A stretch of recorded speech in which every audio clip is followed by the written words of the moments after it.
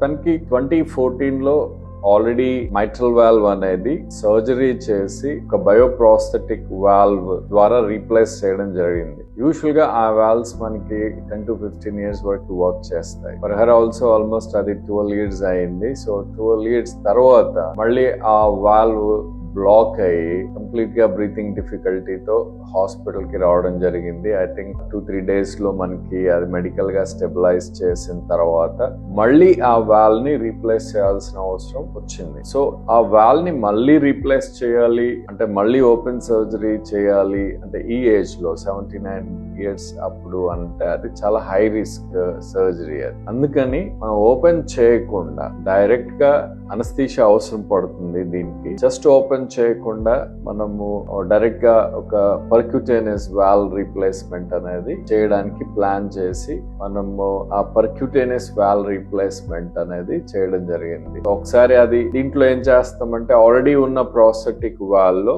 మనం new valve percutaneous గా deploy చేసేస్తాం. అది చేయడం జరిగింది. దానికి మనకి జనరల్ అనస్థీషియా ఇచ్చి ట్రాన్స్ఇసోఫాషియల్ ఎకో గైడెన్స్ ద్వారా చేస్తాము. సో ఆఫ్టర్ దట్ డ్రమాటిక్ గా తను ఇంప్రూవ్ అయింది. అంటే హార్ట్ లో ఆ ప్రెషర్స్ అవన్నీ కూడా రెడ్యూస్ అవ్వడం జరిగింది. అండ్ దెన్ ఒక 48 hours లేటర్ మనం హాస్పిటల్ నుంచి డిశ్చార్జ్ చేయడం జరిగింది. బయోప్రాస్థెటిక్ వాల్వ్స్ బ్లాక్ అయిన వాళ్ళకి సో నెక్స్ట్ టైం అనేది యూజువల్ గా సర్జరీ ఆప్షన్ మనం కన్నా ఈ percutaneous valve in valve procedure అంటాము. అది మనకి easy and low risk surgery for patient. To do it మనకి operator and facility should be prepared to do such procedures.